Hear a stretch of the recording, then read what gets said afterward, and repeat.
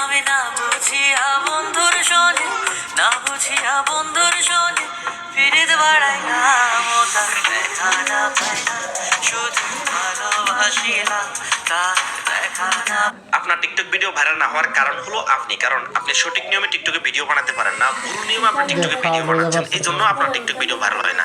কোন ভুলটা আপনি করতেছেন সেই ভুলটা আজকের এই ভিডিওতে আমি আপনাকে ধরিয়ে দিব। ওই ভুলটা যদি আপনি কালকে থেকে সংশোধন করে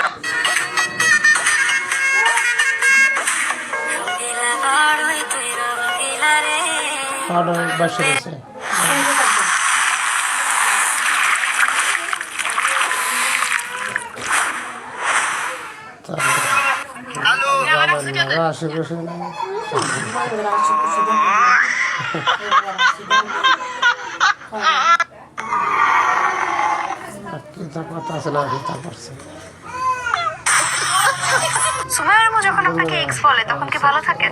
না, ব্যাপারটা হাস্যকর, ভালো লাগবে। আমি এটা দেখে আমি